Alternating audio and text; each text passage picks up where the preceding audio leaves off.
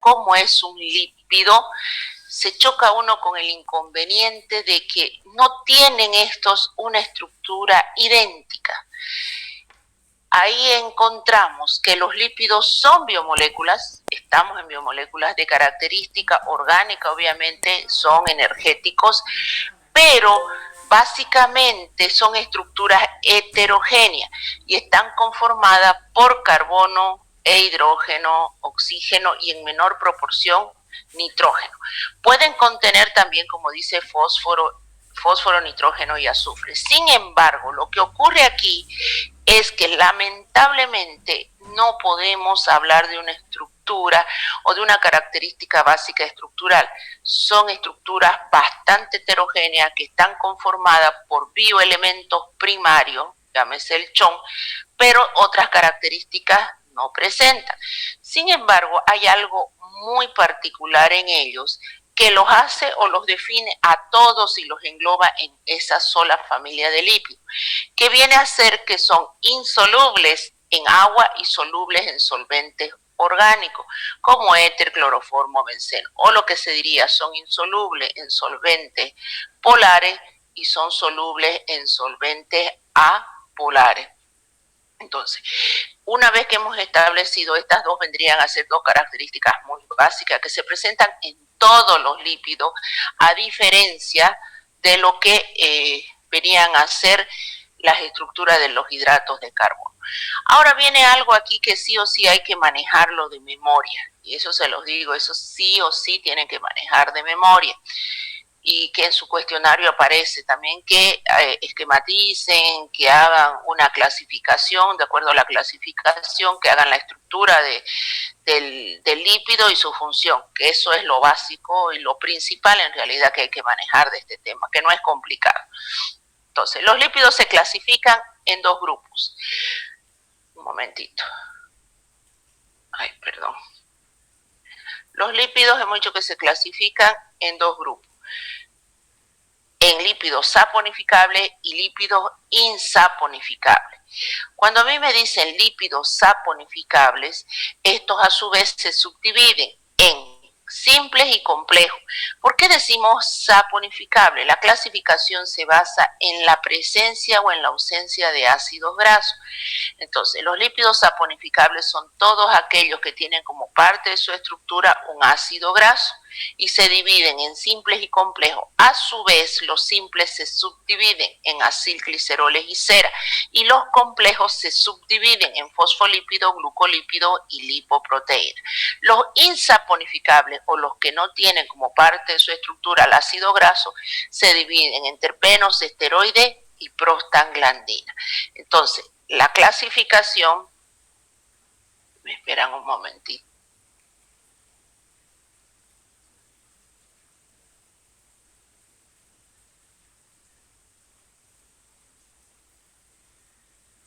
Disculpe, doctora, usted dijo que los saponificables tienen la presencia de ácidos grasos y los insaponificables son los que tienen ausencia.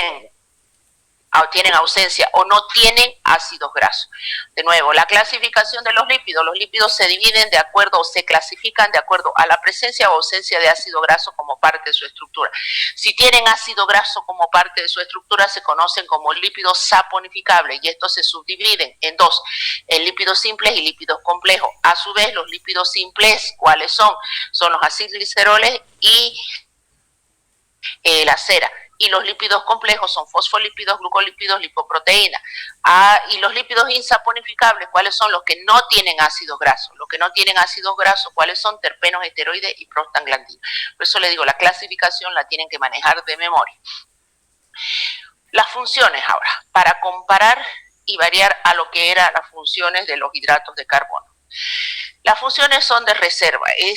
Sabemos efectivamente que cuando nuestro cuerpo no consume, por ejemplo, su materia prima fundamental, que son los hidratos de carbono, ¿a quién suele echar mano? ¿De quién recurre para otorgar energía? A la grasa de depósito, aquellas llantitas que tenemos alrededor de la cintura, en las piernas, en los muslos, etcétera. A esa grasa es la que nuestro cuerpo recurre. Esto es una reserva de energía a través de la cual nuestro cuerpo se nutre o saca la energía necesaria en ausencia o en disminución de la fuente energética primaria. Lo importante es que este hidrato de carbono, este lípido también cuando consumimos son altamente energéticos.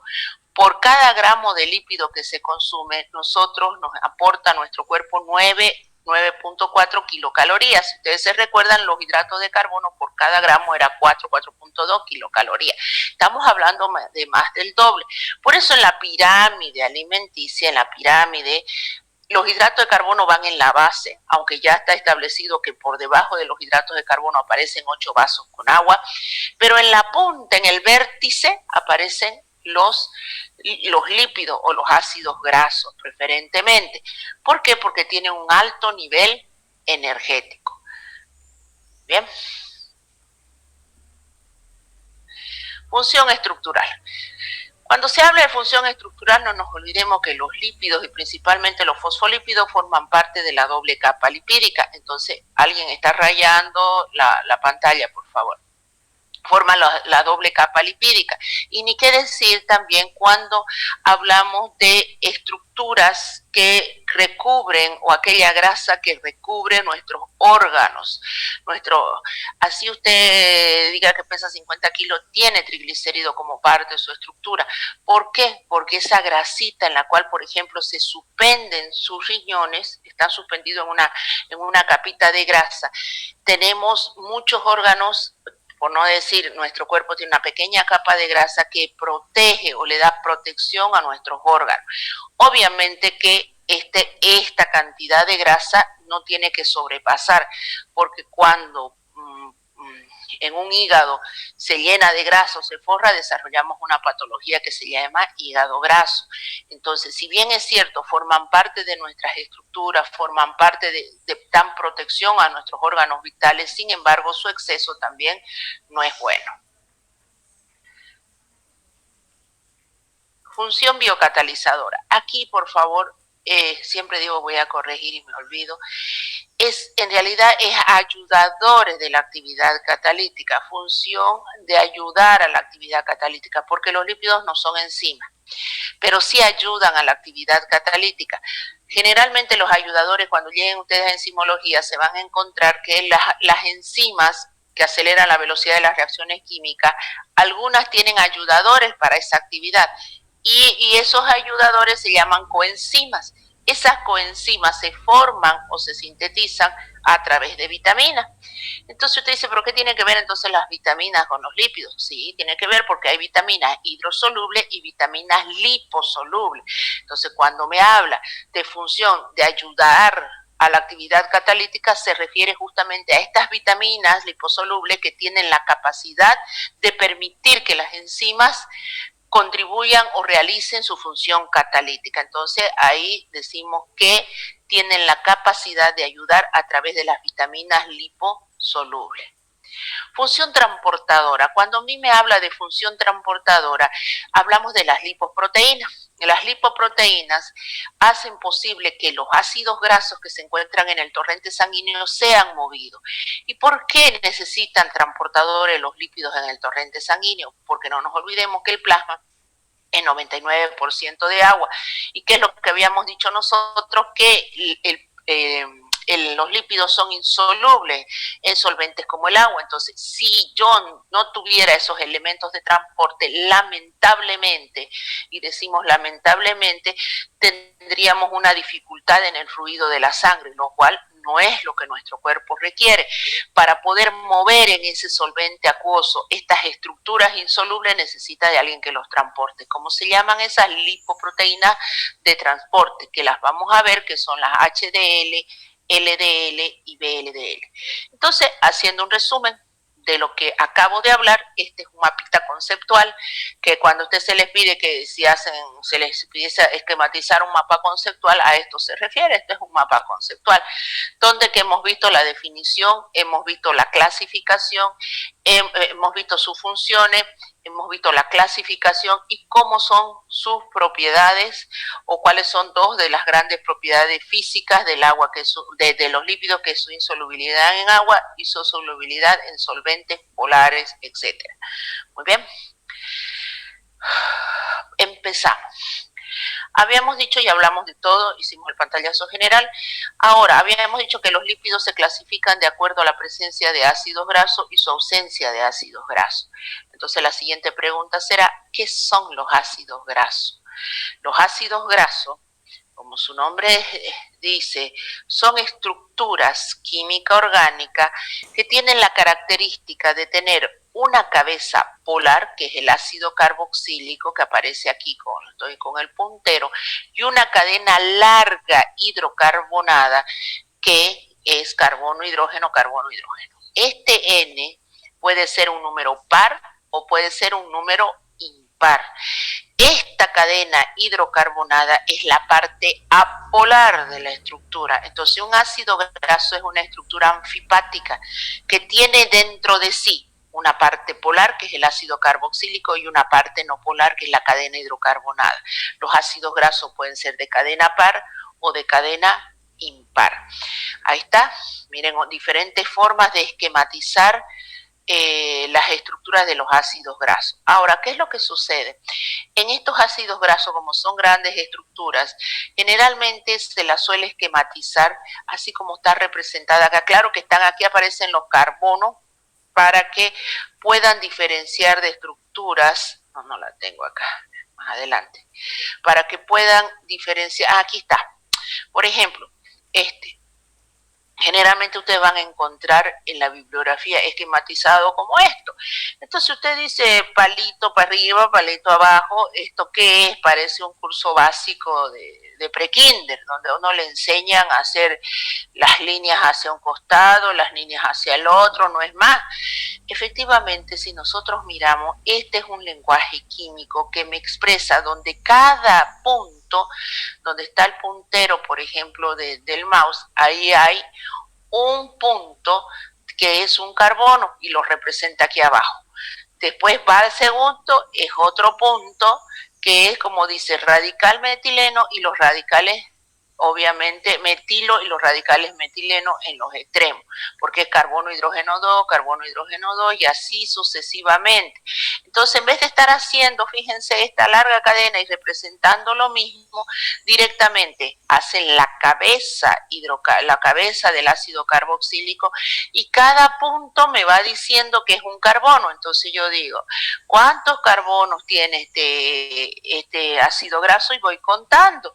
No nos olvidemos que este es uno de ellos. Entonces 1, 2, 3, 4 y así sucesivamente. Hasta ahí viene todo muy sencillo. Usted dice, bueno, es fácil.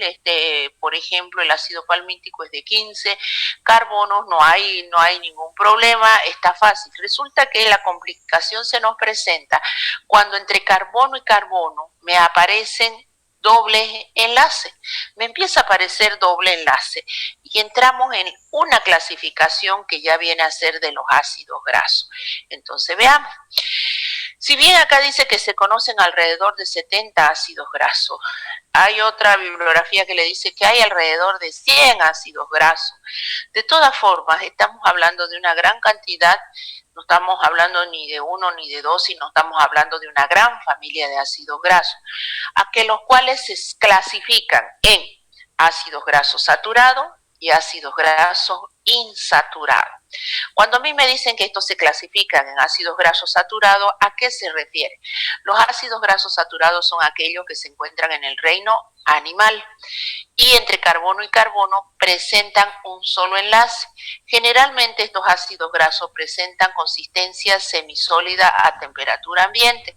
Dicho de otra manera, cuando usted compra manteca, carne de res, etcétera, ¿qué está comprando? Perdón, no carne de res, cuando compra la manteca de res o manteca de chancho, etcétera, ¿qué está comprando? Su micrófono, por favor.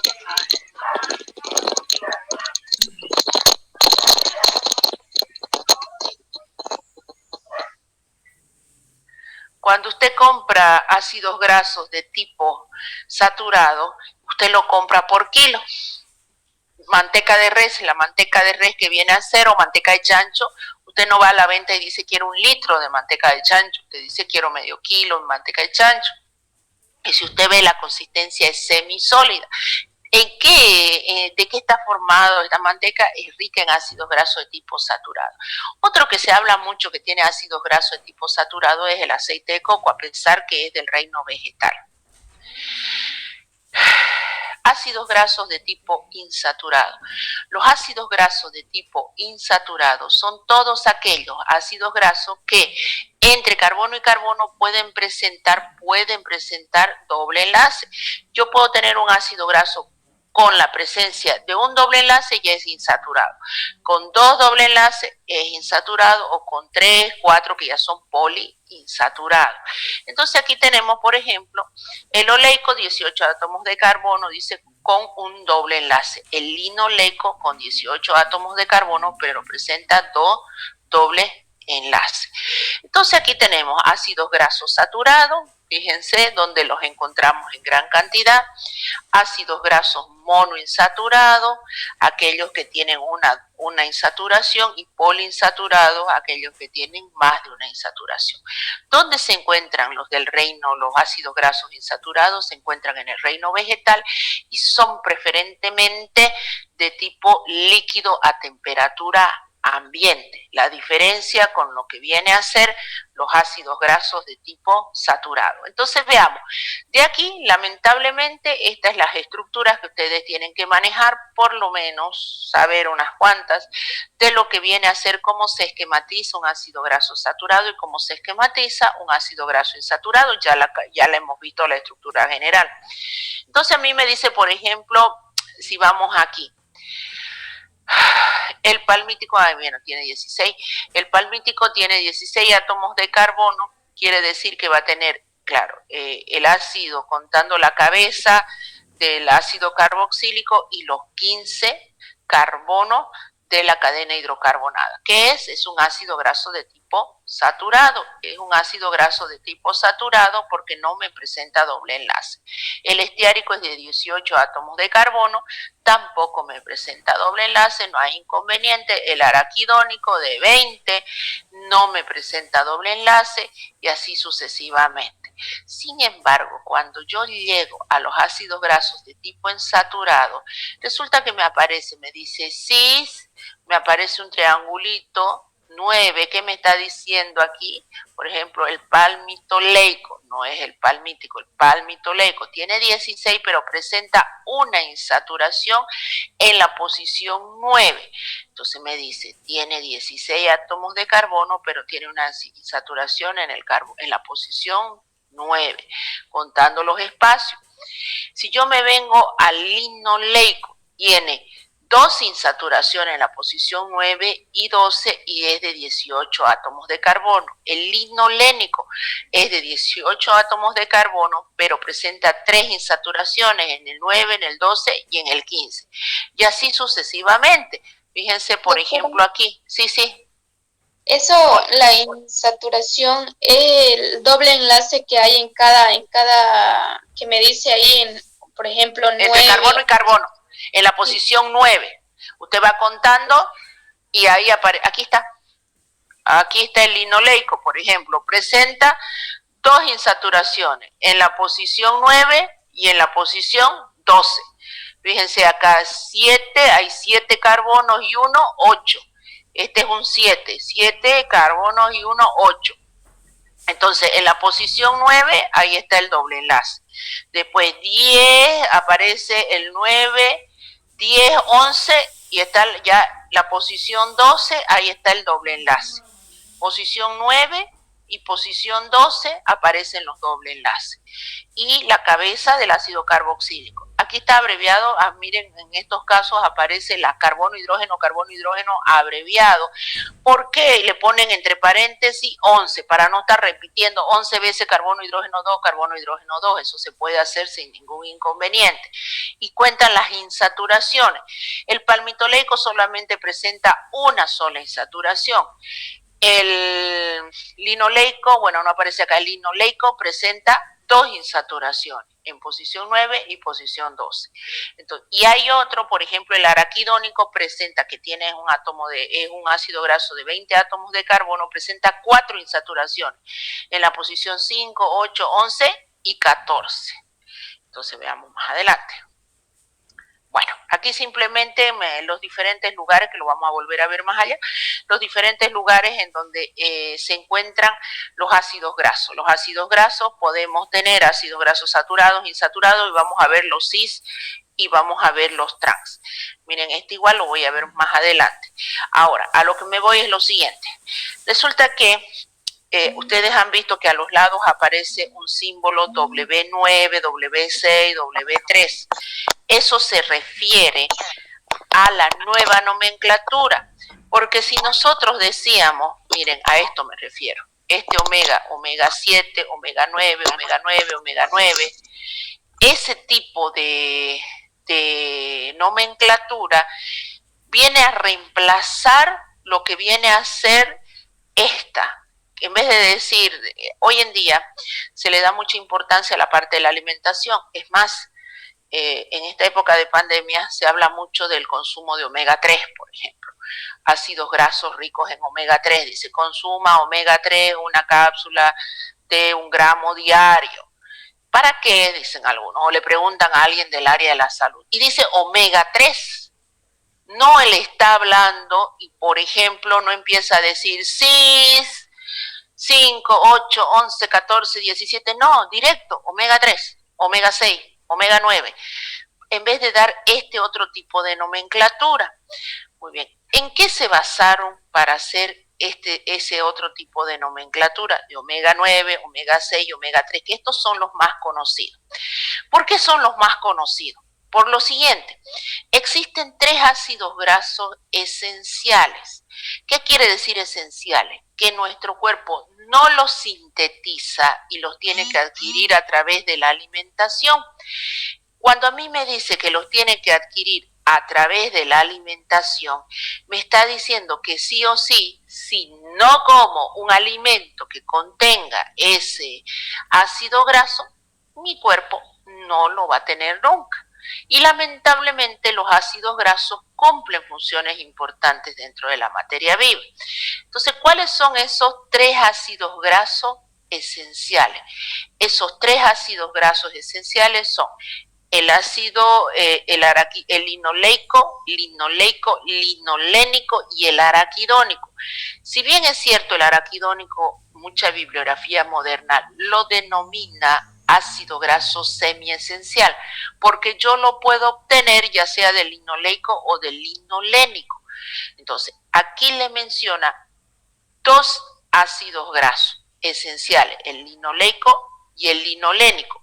No así el omega 9, que no sin embargo es el ácido araquidónico. De todas formas, miren ustedes, la nueva nomenclatura les dio, por ejemplo, a estos ácidos grasos esenciales, omega 3, omega 6 y a este otro, omega 9. ¿En qué se basa esa denominación? ¿Por qué omega? Dice. Porque decidieron, dice, la letra que ocupa el último lugar del abecedario, dice griego, recibe el nombre de omega. Se trata, por lo tanto, de la letra que se sitúa en la 24 posición de dicho abecedario. Dentro del campo de la bioquímica, la noción de omega refiere a la cantidad de carbonos existente al partir del final de la cadena. Es decir, ácidos calificados como omega 3 en este sentido son aquellos que tienen el doble enlace en el carbono 3 contando de atrás para adelante. Es decir, ya me cambiaron los esquemas. Miren ustedes, si el ácido oleico es un ácido graso de 18 átomos de carbono que presenta una insaturación en la posición 9, el ácido graso linoleico es un átomo de carbono de 18 átomos que presenta 2 insaturaciones en la posición 9 y en la posición 12. El ácido linoleico es otro ácido graso de 18 átomos de carbono, presenta 3 insaturaciones, 9, 12 y 15. Si ustedes se dan cuenta, no está difícil esto, porque el oleico, 18, una insaturación 9. El linoleico, 18, 2 insaturaciones, 9 y 12. El linoleico, 18 átomos de carbono, 3 insaturaciones, 9, 12 y 15. Se repite lo mismo. Esta, sin embargo, no es la nomenclatura abreviada, esta es la nomenclatura más larga. Entonces decidieron contar de atrás, aquí está de atrás, si esta es en la cabeza el ácido carboxílico, dijeron vamos contando de atrás para adelante, de atrás del último carbono, donde aparezca la primera insaturación, le vamos a decir, a ver, 1, 2, 3, ahí aparece la primera insaturación, entonces le vamos a llamar omega 3. Y todos estos son omega 3, fíjense, 1, 2, 3, listo, omega 3, donde aparece la primera insaturación. Me voy a este de aquí abajo, que es el omega 6. Entonces dijeron, a ver, vamos de atrás para adelante. Esta es la cabeza del ácido carboxílico. Entonces me voy de atrás para adelante. 1, 2, 3, 4, 5, 6. Aparece la primera insaturación, llamémosle omega 6. Lamentablemente esto es bien genérico, porque este ácido eicopentanoico es omega 3, igual que el ácido linoleico, igual que este otro ácido docosahexaenoico, que es omega 3. Todos estos, cuando ustedes alguna vez consuman el omega 3 o vean un frasco de omega 3, van a encontrar estas abreviaturas, ALA, EPA, DHA, o les dicen, la parte médica les dice, fíjese que el omega, el envase de omega 3 que usted vaya a comprar, contenga, diga, esta sigla, directamente. Es que, ¿qué le está diciendo con eso? Que le está dando todas las variedades de omega 3 que pueden haber, y lo que se pretende es, como es un ácido graso esencial, tan conformado, que no le falte el ácido graso esencial. Entonces, una vez que hemos establecido los nombres de por qué del omega, más que todo se ha hecho de la parte farmacológica, la parte de la industria alimenticia, porque ningún cristiano que no estudia química, un ama de casa comúnmente que no tiene la posibilidad, que vayan y le digan, tiene que consumir un ácido graso que sea carbono 18, si a ustedes le está costando que tenga un numerito 1 y un 9 chiquitito, no lo va a entender. Así sepa cómo se escribe el 1, cómo se escribe el 9, no lo va a entender. Pero sí puede repetir o ir a una farmacia y decir, quiero un omega, un medicamento en base a omega 3. Y anotadito lo repite, omega 3. Eso lo repite. Y eso es fácil de adquirir. Entonces la industria farmacéutica y la industria alimenticia, porque esto se da en alimentos también, alimentos ricos, dicen omega. Ahí está, más sencillo. La chía, la tan famosa chía. Dicen, es rico en omega 3, en omega 6. Dicen, y listo, ya sabemos. Pero si le digan, es rico en carbono 18, posición 2 carbono 18, 2 puntitos, 9, 2 puntitos, 12, nadie lo va a entender. Entonces, por eso se decidió hacer este tipo de nomenclatura. Ahora viene el hecho. Si han decidido darle esa clasificación moderna de los omegas y quitar la antigua, más que todo por aplicabilidad del consumo en ambas áreas, ¿para qué? La otra pregunta es, muy bien, ¿y para qué? ¿Para qué nos piden hoy en día en plena pandemia que consumamos omega 3? Bueno, aquí veamos los dos grandes omegas que son bastante utilizados. El omega 3 inhibe la agregación plaquetaria y vasodilatación. Esa es una de sus grandes funciones. Inhibición de la agregación plaquetaria y vasodilatación. Se ha descubierto que una de las grandes causas justamente del daño de este virus es que forma trombos. Y dicen, hay que evitar la formación de trombos. Hay que evitar los procesos inflamatorios. Entonces, este omega 3 tiene esa capacidad de inhibir. Y usted dirá, sí, pero ¿y por qué lo tenemos? ¿Por qué nos piden que los hagamos que los tengamos que consumir? Porque nuestra alimentación es pobre en este tipo de ácidos grasos. Y ahora me vuelvo para atrás donde yo les decía que íbamos a ver. Fíjense, omega 3. ¿Dónde está presente? Fruto seco, aceite de lino, aceite de soja, cánola, alimentos marinos. Miren ese EPA y DHA que habíamos visto que eran omega 3, pescado, marisco, aceite de pescado. Estamos hablando de una población que lo más que tiene a su alrededor es un río, que es el río Piraí, y una población que solamente come pescado en época de Semana Santa. Entonces, ¿qué mariscos consumimos nosotros? Ninguno. A Dios y gracias cuando vamos a comer una paella. Aceites de pescado, no, ni idea. Somos consumidores de frutos secos. ¿Quién de ustedes consume nuez? ¿Quién de ustedes hacen esas granolas en tipo con frutos secos? Va y se compra ese tipo de alimentos. Nada, son muy pocos, son muy contados. Generalmente la gente vegetariana es la que lo hace, y es también con medida que se consumen los frutos secos. No es a comprarse 1 kilo de fruto seco y bajárselo en un día. No. Doctora, sí. Por ejemplo, la almendra, al consumir la almendra, ¿tiene omega 3? Tiene una pequeña cantidad de omega 3. Pero lamentablemente no se aconseja consumir en grandes cantidades. Ya hay almendras y almendras de diferente tipo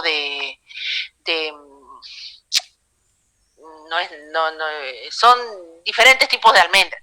Hay unas almendras que le llaman de la India, otro tipo de almendras. Hay que tener cuidado en el consumo de las almendras. Hay algunas que son más comestibles que otras también.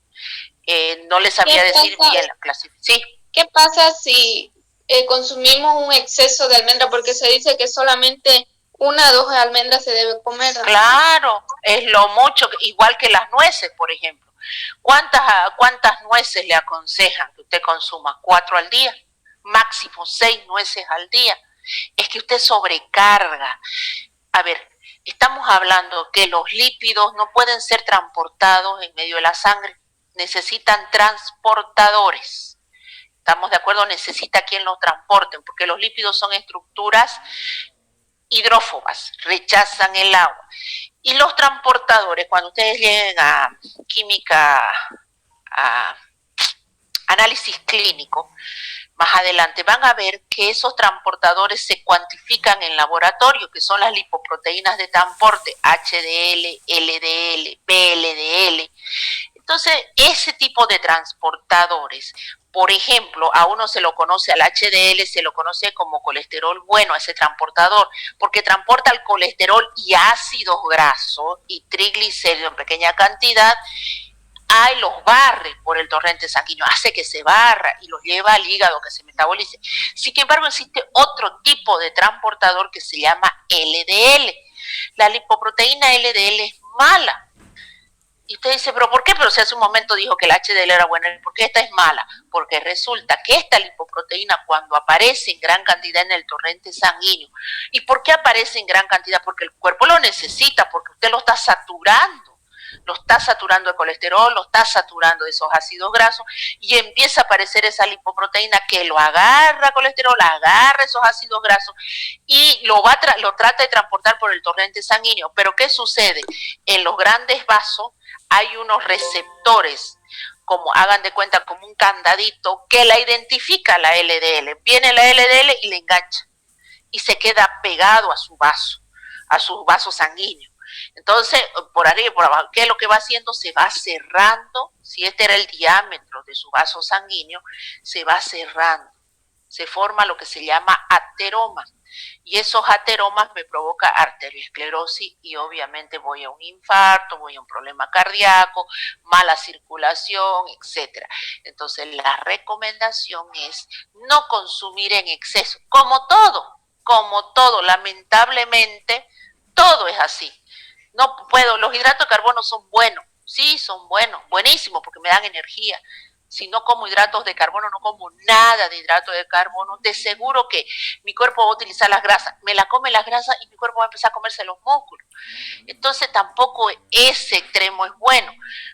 Pero ahí viene la contraparte. Entonces como en exceso hidrato de carbono, porque si no como hidrato de carbono, mi célula sanguínea, mi célula del cerebro no funciona adecuadamente. Entonces le doy un poco más de lo necesario para que funcione bien. No funciona así mi cuerpo. El exceso lo convierte en grasa. Y ahí tengo toda esa adiposidad. Entonces, no es conveniente. Es bueno los ácidos grasos, sí, y la pirámide alimenticia lo establece. Si ustedes van a la pirámide alimenticia, en la punta aparecen los ácidos grasos y aparece una pequeña cantidad, ahí en el vértice una pequeña cantidad. ¿Y qué le está diciendo esa pequeña cantidad? Los ácidos grasos son buenos. ¿Por qué? Porque los ácidos grasos esenciales, mi cuerpo no los sintetiza y sí o sí los necesito. ¿Para qué? Estamos viendo sus funciones. Pero si yo lo como en exceso, obviamente que me va a hacer daño por ese tipo de lipoproteína. Entonces, si me aumentan los LDL, lamentablemente la parte médica le dice, tiene que bajar las lipoproteínas LDL, disminuye. ¿Qué está haciendo para que esto aumente tanto? Pueda que su colesterol esté alto, pueda que usted esté consumiendo en exceso este tipo de alimentación. De ahí el hecho que la parte nutricional es la que nos cuantifica y nos dice las cantidades. ¿Estamos de acuerdo? ¿Le di respuesta a su pregunta? Sí, doctora. Ya, muy bien. Entonces, ahí seguimos. Bueno, aquí veamos, el omega 6, ¿qué es lo que hace? Al revés, produce agregación plaquetaria y vasoconstricción. Veamos entonces la implicancia nutricional de los omega 3. Cuando a mí me dice, ¿por qué es importante que yo consuma este tipo de alimento? Efecto protector frente al riesgo cardiovascular. De ahí que se ha puesto bien, bastante en boga. Beneficios para personas hipertensas. Dicen personas que tienen, ¿por qué? Porque facilita el flujo de la sangre, le da consistencia vamos a ver que nuestros vasos están formados de elastina.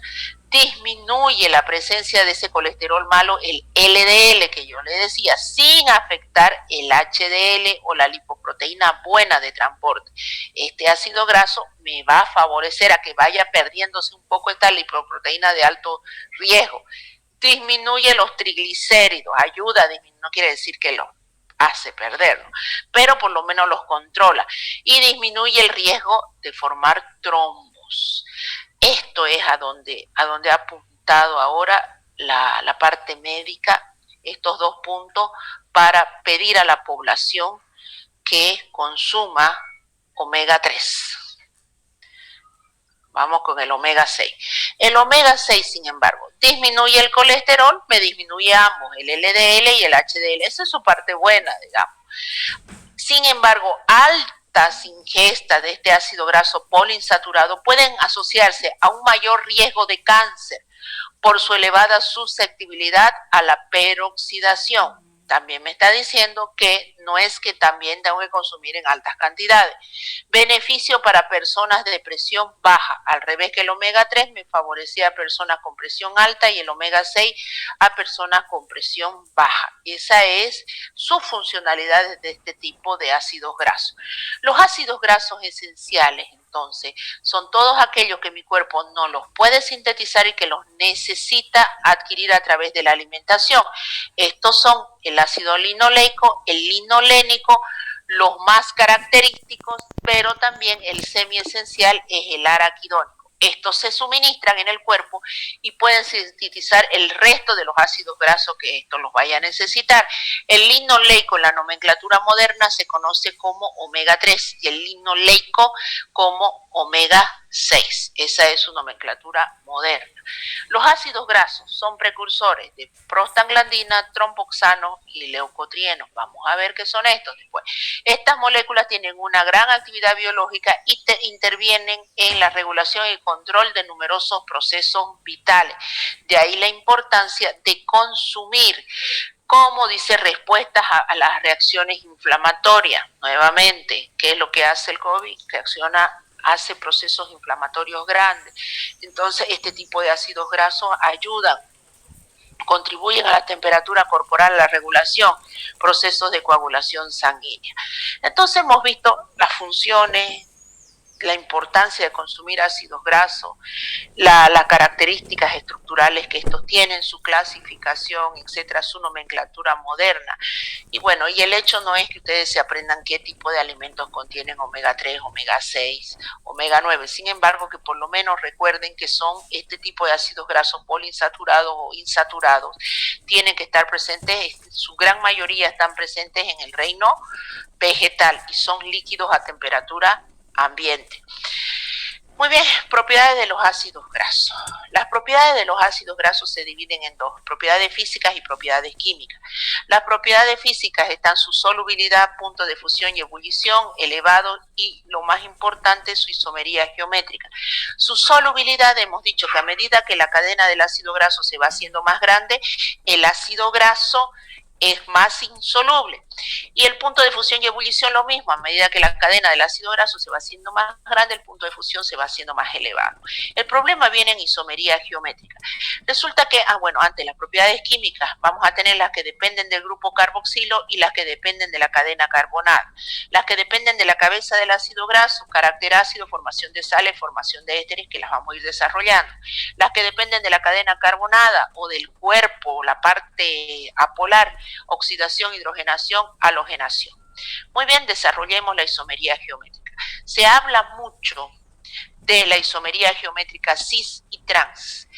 Quiere decir cis cuando alrededor del doble enlace se acomodan átomos de menor peso molecular o grupo de átomos de menor peso molecular. En este caso, por ejemplo, los hidrógenos están del mismo lado, alrededor del doble enlace. Entonces yo digo que este es un ácido graso de tipo cis.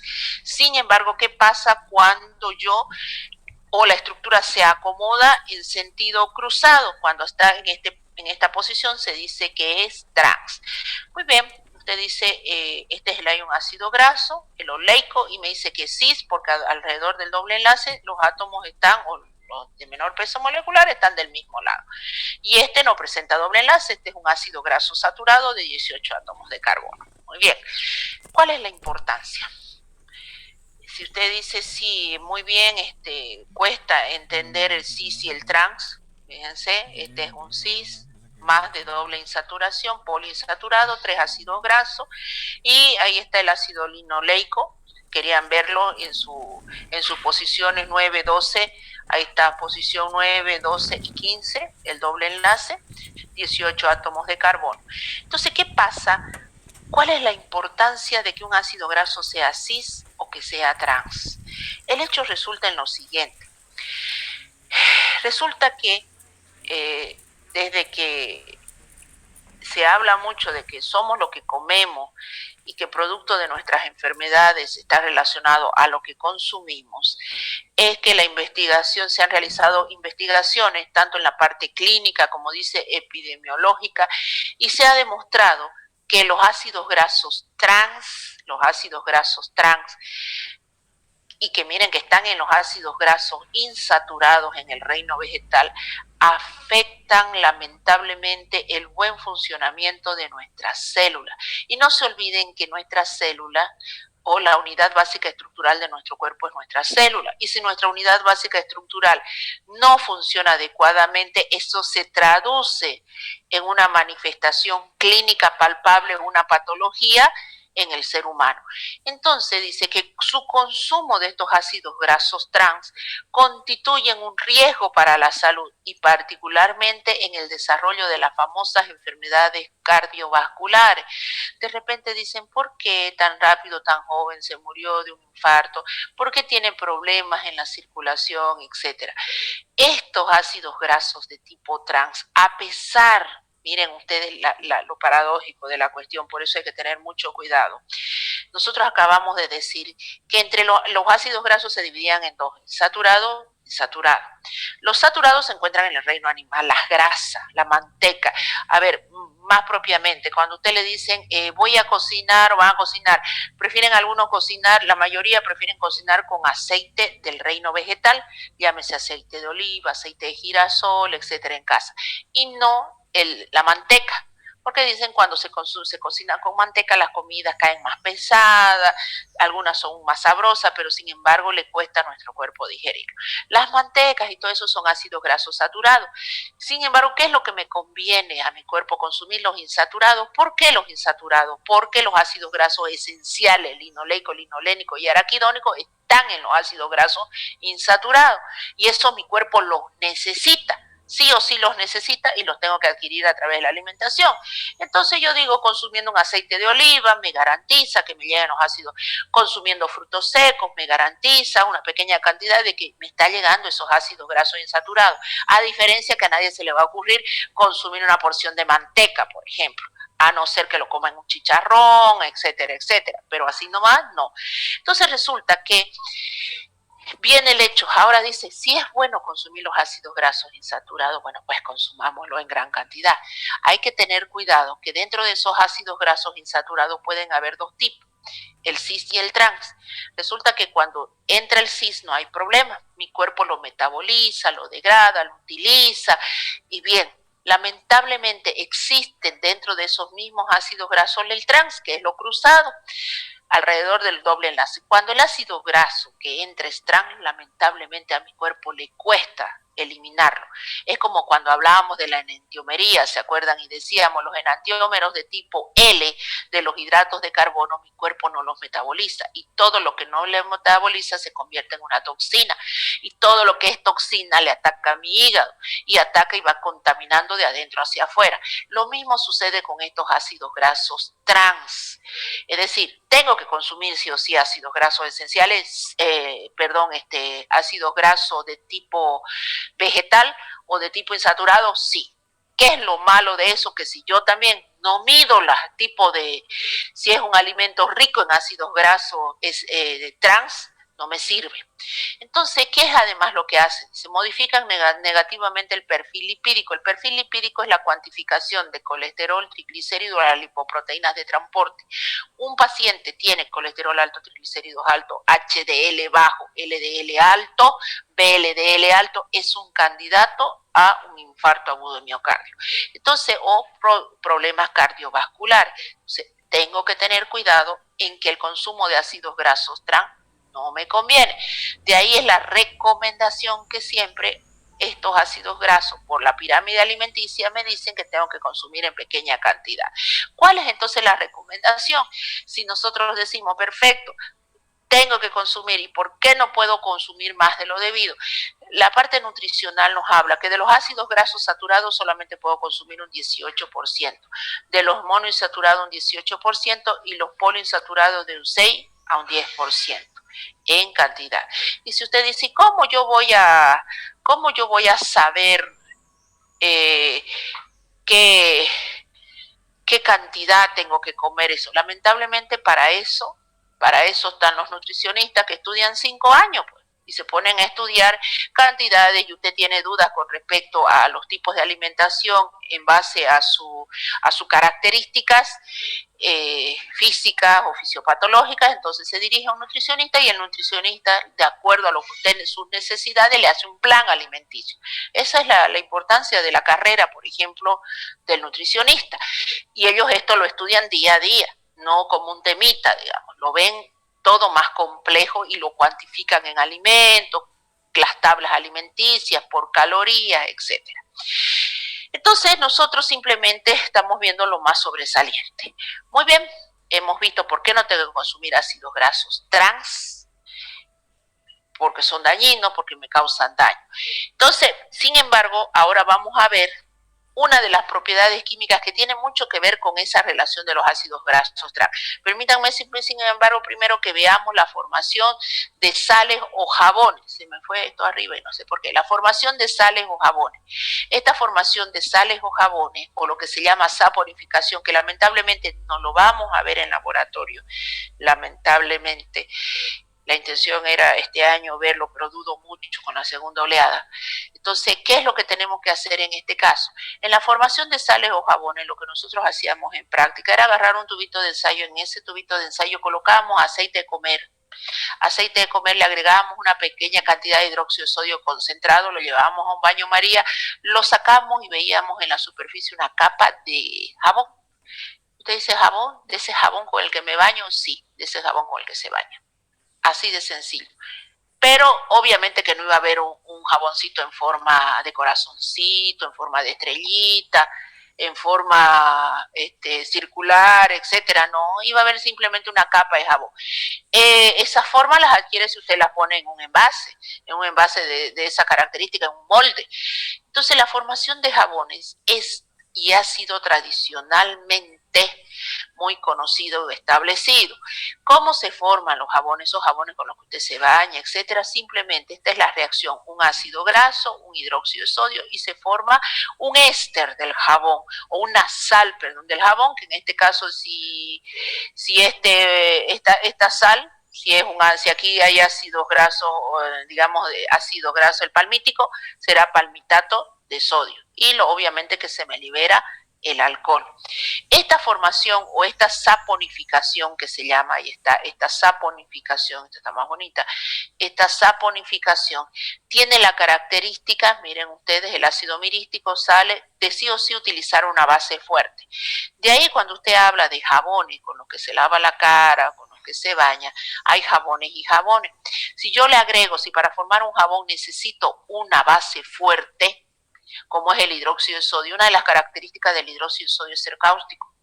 Y si alguna vez tienen la oportunidad en la parte de laboratorio que por ahí, por mala suerte, tocan una solución de hidróxido de sodio ligeramente concentrado, van a ver que van a perder durante unos días, ustedes van a perder la sensibilidad, suponiendo de que agarre y limpie el mesón, porque usted cree que es agua, le pasa la mano, por eso nunca se limpian los mesones con la mano, sino con un trapito de laboratorio, pero usted cree que es, va a mojar mi cuaderno, dice, hay unas gotas de agua aquí, y le pasa la mano y después resulta que dice, uy, no siento como una goma, un elástico en mi mano, y después ve que se va pelando. Sin embargo, eso es lo cáustico del hidróxido de sodio. Entonces imagínense que con eso preparan los jabones. Todos los jabones. Aquí no es que discúlpenme, el jabón que yo me compro cuesta 10 bolivianos y ese jabón seguro que no está hecho con eso. Está. Lo que pasa es que, y ahí viene la importancia de saber utilizar un buen jabón, que si usted se compra un jabón de esos que valen un boliviano, usted está simplemente utilizando una soda cáustica alta, de alto, porque ¿qué hace el fabricante? Le echa hidróxido de sodio bien concentrado y le abarata el costo, menor cantidad de hidróxido de sodio, todos los ácidos grasos son lo mismo, hasta puede agarrar manteca de res, que era lo que antes en colegio se solía hacer, que ahora ni eso hacen en colegio, nos mandaban a conseguir una lata de leche clean, me acuerdo en esa época, y ahí nos decían que compremos manteca o la grasa de lo que quedaba de las carnes de las carnes común de res, o manteca de res o manteca de chancho, y se colocaba en una hornilla con la lata de aluminio, de la leche clean, y usted le iba echando el hidróxido de sodio. Usted dice, ¿dónde venden el hidróxido de sodio? En la ferretería. Pero hasta ahora lo venden, se utiliza para destrancar baños, más sencillo, para que usted vea la capacidad que tiene ese hidróxido de sodio. Entonces, eso se le agregaba, se batía, se calentaba, y cuando uno sentía que tenía su punto, que era bastante espeso, así medio entre espesito y más líquido, se vaciaba en un molde y usted tenía el típico jabón común de pasta. El que decían, por eso siempre esa jerga que utilizaban antes de los abuelos y decían a los niños cuando estaban en la calle, porque ahora ni pilla usted niños en la calle jugando a la pelota, les decían, los niños se salían generalmente sin permiso y les decían, te van a llevar, van a venir y te van a robar y te van a convertir en jabón. ¿Por qué era eso? Por la grasa. Y no estaba lejos de la verdad, claro que no, porque podían sacar tranquilamente de la grasa de nuestro cuerpo, echarle y lo convertían a uno en jabón de pasta. Así de sencillo, era una manera de asustar a los niños. Entonces, este hidróxido de sodio, este jabón, tiene un pH bastante alcalino. Sin embargo, los fabricantes le van agregando, van disminuyendo esa alcalinidad para evitar que cuando usted se lave la cara quede tirante o el cuerpo tirante. Entonces le van disminuyendo, y algunos le echan cremas humectantes, le van agregando otros aditivos y eso lamentablemente encarece el costo. Y un jabón de glicerina, por ejemplo, dicen es de pH neutro. ¿Por qué les dicen eso? Les está diciendo efectivamente que se ha controlado ese hidróxido. Y si usted tiene acné en la cara y encima granos en la cara o un problema que se le hace roja la cara, cara y usted encima le pone más jabón, lo que está provocando es la lesión de ese gran tejido que es la piel. Entonces usted va a un dermatólogo y lo primero que le va a decir, ¿qué jabón utiliza? O le aconsejo un jabón de manzanilla, le aconsejo un jabón de glicerina, le aconsejo un jabón de miel. ¿Por qué le está diciendo eso? Le está diciendo, cómprese un jaboncito que sea de buena calidad, que esos jabones son de pH neutro y no le va a agredir más a lo que tiene en su cara. A veces esa rojez que le provoca es simplemente la agresividad del hidróxido de sodio. Entonces, esta es la reacción de saponificación. Todos los jabones recurren a esta reacción. Muy bien, acción emulsionante de los jabones. ¿Qué hacen los jabones? Los jabones, lo que tienen la característica, dice, no es más que burbujas de aire atrapados en él, es decir, cuando usted enjuague, no, sino dice, tiene una función que se ha observado bastante y que es de romper las estructuras o formar las famosas micelas. Cuando usted tiene grasas, por ejemplo, y utiliza un jabón más sencillo, ahí están las micelas. Suponiendo, hagamos lo siguiente. Si usted agarra y se pone en las dos manos, se echa aceite de comer, hace así, las dos manos le echa aceite de comer. En una mano va y la pone debajo del grifo, la saca y va a ver que sigue su mano con el aceite de comer. Sigue, listo, no la puede sacar, no puede sacar esos ácidos grasos. Pero en la otra mano usted le pone jabón, y puede que haga espuma, puede que no haga espuma. Por eso dice, la formación de espuma es independiente de la actividad emulsionante del jabón. Entonces usted cuando agarra y echa el jabón, lo que hace es formar este tipo de estructura, las micelas. Por eso dice acción emulsionante de jabones solubles. Se forman estas micelas o pequeñas gotitas de grasa que finalmente hace que se desaparezca en presencia del agua. O cuando usted, por ejemplo, en un sartén con aceite, abre el grifo y cae agua, usted ve cómo saltan las gotitas, esas son las famosas micelas. Entonces, lo que hace es desbaratar esas estructuras de ácido graso, formando pequeñas estructuras. De ahí la recomendación. Y nuevamente, ¿por qué hablan cuando dicen una de las normas de bioseguridad? Lávese las manos, dice, con agua y jabón. Con agua y jabón. En ningún momento le dicen a usted, lávese las manos con agua. No es que usted llega a su casa de la calle, va al primer grifo que pilla, se lavó las manos, listo, feliz. El virus que tiene una capa lipídica y hemos visto que los lípidos son insolubles en agua, no le hace nada el agua, son hidrófobos. Entonces usted tocó o estornudó y está con el virus y es asintomático. Ah, no, pero usted llega a la casa de la abuelita y va a felicitarla, a abrazarla y dice, no, es que yo me lavé las manos antes de tocarla a ella. Usted se lavó las manos con agüita. Le hizo algo al virus que está recubierto por una capa de lípido, no le dio ni la tos al virus, está feliz a él, esperando nomás. Entonces usted va y abraza a su abuela. ¿Qué es lo que hizo? La contagió, la cargó de los virus encima. Entonces, ¿qué es lo que tengo que hacer? Lavarme las manos con agua y jabón. Y ahí dicen jabón antiséptico, jabón de alta calidad. No, puede ser hasta un jabón de lavar la ropa. Por eso yo digo siempre, eso es dejadez, no es cuestión económica. A veces dicen, no, es que los que se enferman son los de bajo recurso económico. No, pues si no piden lavarse con un jabón antibacterial, que usted va a un Protex y le cuesta como 15 pesos en una farmacia. No, jabón cualquiera, el de pasta, el que usted utiliza para lavar su ropa y ni siquiera un jabón Bolívar.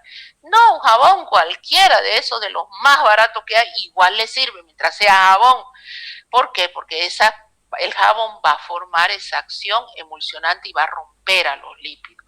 Ahí tienen la acción y la justificación como área de la salud para que sepan el por qué uno se lava las manos con agua y jabón. La formación de ésteres. La formación de ésteres es esto. Los ácidos grasos reaccionan con el alcohol y forman un puente que se llama éster. Esto lo vamos a ver cuando hablemos de triglicéridos. Cuando nosotros digamos el triglicérido es un glicerol que está esterificado con 3 ácidos grasos, a esto nos estamos refiriendo.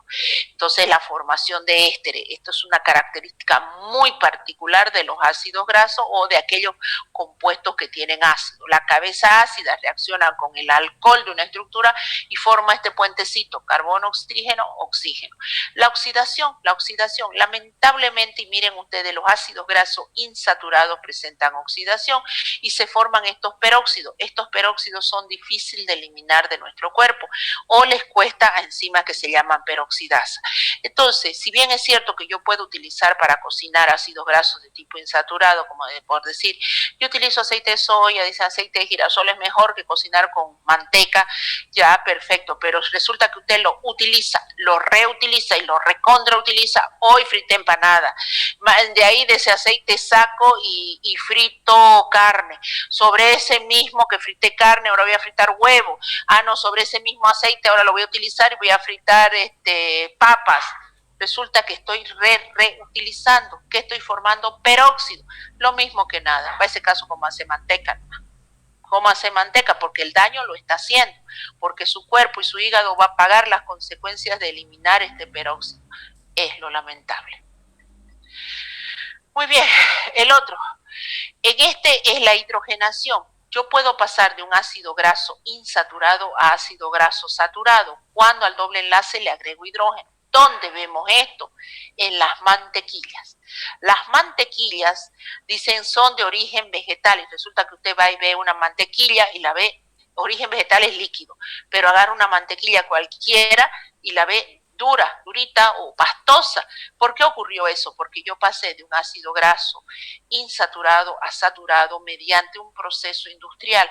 Lo hidrogené, estos doble enlaces, le agregué hidrógeno y los convertí. Lamentablemente, y ahí viene lo lamentable, la parte nutricional nos dice, entre consumir una mantequilla de origen animal y una mantequilla de origen vegetal, consuma la de origen animal. Y usted dice, pero ¿cómo? Si acabamos de decir que lo mejor son los ácidos grasos insaturados. Sí, pero resulta que se ha descubierto que en el proceso de hidrogenación se forman, quedan restos de estos ácidos que se convierten en trans.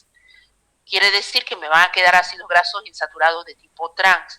Y si ustedes son lo bastante curiosos y van un día al supermercado y buscan y ven mantequillas de origen vegetal, dice abajito en la etiqueta, ahí un costadito, libre de ácidos grasos trans. ¿Qué le está diciendo? Que efectivamente en el proceso se forman esos ácidos grasos trans. Lamentablemente, nosotros como consumidores no podemos comprobar si realmente esa mantequilla de origen vegetal que ha sufrido una hidrogenación está libre de ácidos trans. Me lo dice el fabricante, pero el fabricante, con tal de vender su producto, me puede decir cualquier cosa, que hasta tiene granitos de oro ahí. Entonces, eso ha llevado a los nutricionistas, si los ácidos grasos trans provocan lesiones en el funcionamiento celular, han llegado a la conclusión de decirle a usted, es preferible que si usted va a consumir una mantequilla y lo va a consumir en grandes cantidades o regularmente, haga y consuma una mantequilla de origen animal. ¿A cuál me estoy refiriendo?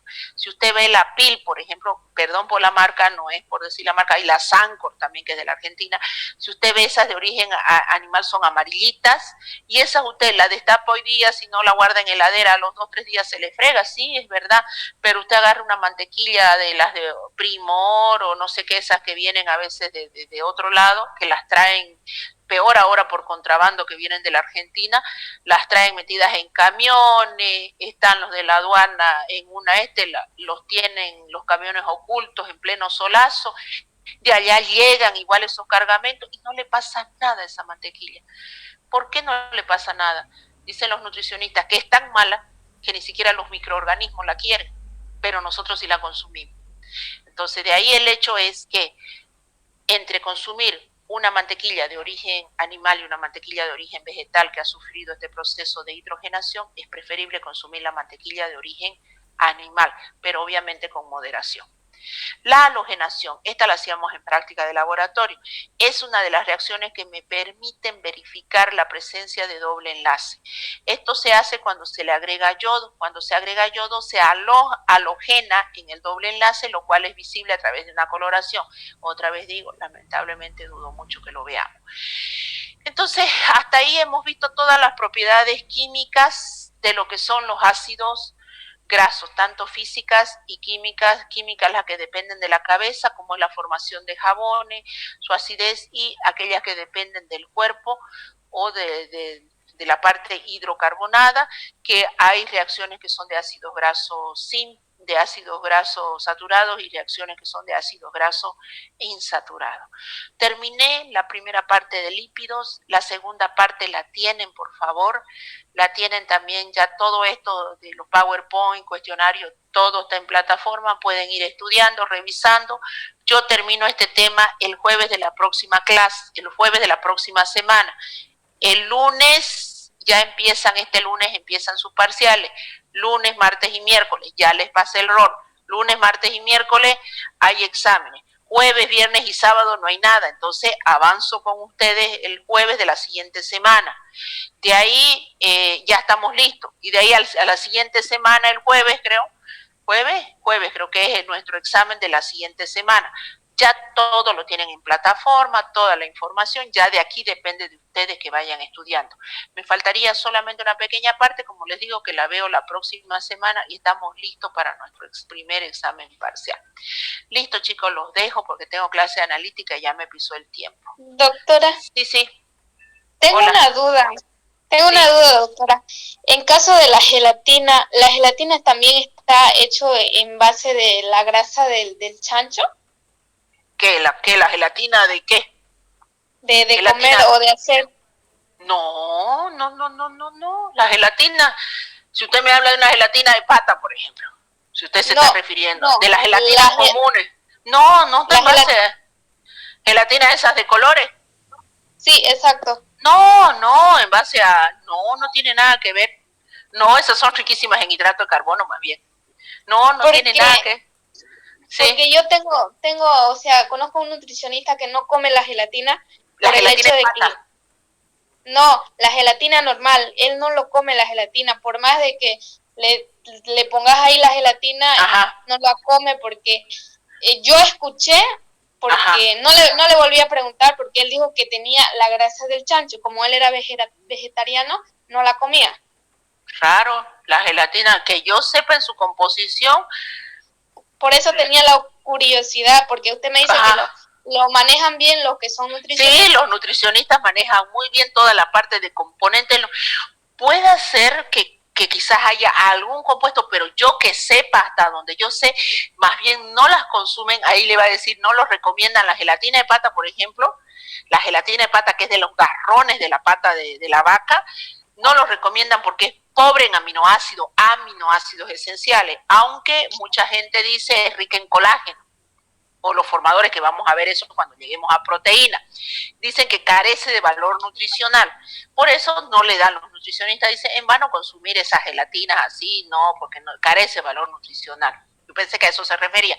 Estas otras gelatinas, los nutricionistas a veces no recomiendan consumirla por su alto grado de hidratos de carbono. Dicen, yo estoy haciendo una dieta, estoy tratando de bajar de peso, y se tira 8 botecitos de gelatina en el día.